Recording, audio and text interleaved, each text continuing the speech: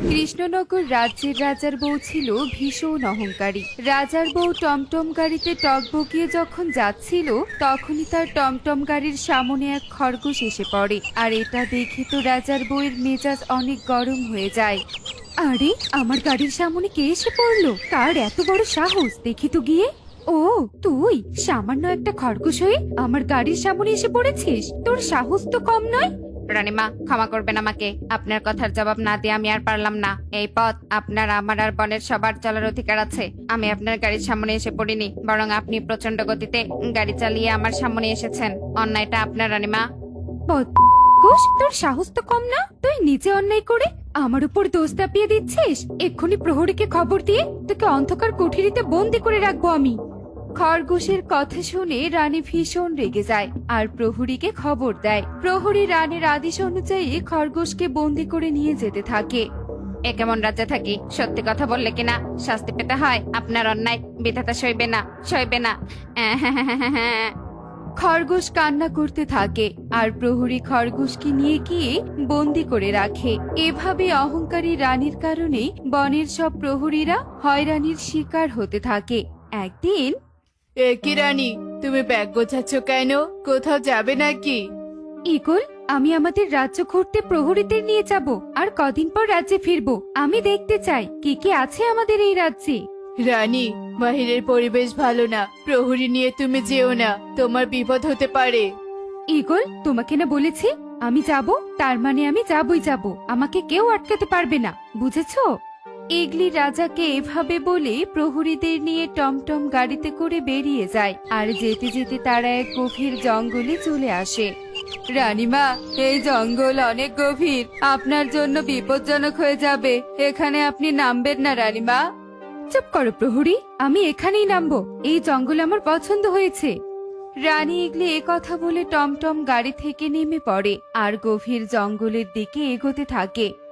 রানীমা, আপনি যাবেন না, দাঁড়ান বলছি, দাঁড়ান রানীমা।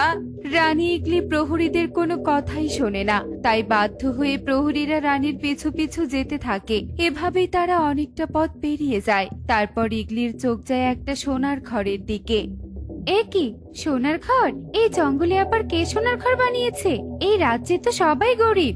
রাজার থেকে কে তাহলে ধনী যে সে সোনার ঘর বানিয়েছে? তার সাহস তো কম না। এক্ষুনি এই সোনার ঘর আমি উচ্ছেদ করব। খবরদার রানীমা, আপনি এ কাজ করবেন না। এই ঘর নিশ্চয়ই কোনো মায়াবী ঘর। এই সোনার ঘরে গেলে আপনার বিপদ হয়ে যাবে। প্রহরী, তোমার সাহস তো কম না? তুমি এই রানীকে বাধা দাও, শুধু রাজ্যে ফিরতে দাও, তারপর তোমার বিচার করব।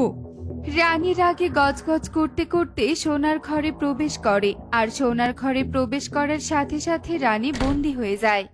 প্রহরী, বাঁচাও, আমাকে বাঁচাও। আমি যে এই সোনার ঘরে আটকা পড়েছি, আমাকে বাঁচাও, বাঁচাও আমাকে। সর্বনাশ, রানীমা তো বিপদে পড়েছে। তোতা, এক্ষুনি রানীমাকে উদ্ধার করতে হবে। কালু কথা বলে যখনই সোনার ঘরের দিকে যেতে ধরে, তখনই সোনার ঘরের চারদিক কাঁটাতারের বেড়ায় ঘিরে যায় আর কালু প্রহরীরা কোনোভাবেই ভেতরে প্রবেশ করতে পারে না।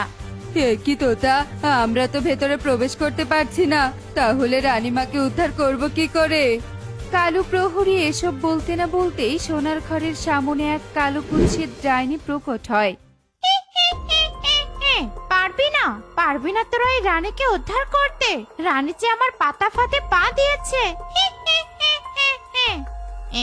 কি ডাইনি? ওরে বাবা রে, ডাইনি, ডাইনি, রানীমাকে তুমি কেন বন্দি করেছো? ছেড়ে দাও, রানীমাকে ছেড়ে দাও। আমি তো ছাড়বো না, আমি কুৎসিত ডাইনি। আমি কোনো সুন্দরী পাখিকে ছাড়বো না। পৃথিবীতে যত সুন্দরী মেয়ে আছে সবগুলোকে আমার সোনার ঘরে লোভ দেখিয়ে ঘাড় দিব। ডাইনি কথা বলে হাসতে হাসতে সেখানে অদৃশ্য হয়ে যায় আর কালু তোতা ভয়ে ভয়ে বলতে থাকে, কালু, এবার কি হবে? রানীমাকে বাঁচাতে না পারলে তো রাজামশাই আমাদেরও ঘাড় মটকে দিবে। তোতা, আমাদের তো কোনো দোষ নেই। রানীমা নিজের কারণে নিজের বিপদ ডেকে নিয়ে এসেছে। রাজামশাইকে সবটা বললে রাজামশাই নিশ্চয়ই বুঝবে। এরপর কালু আর তোতা তাড়াতাড়ি টমটম গাড়ি নিয়ে রাজ্যে যাওয়ার উদ্দেশ্যে বেরিয়ে পড়ে আর কিছুক্ষণের মধ্যেই তারা রাজ্যে ফিরে রাজাকে সব ঘটনা খুলে বলে। সর্বনাশ,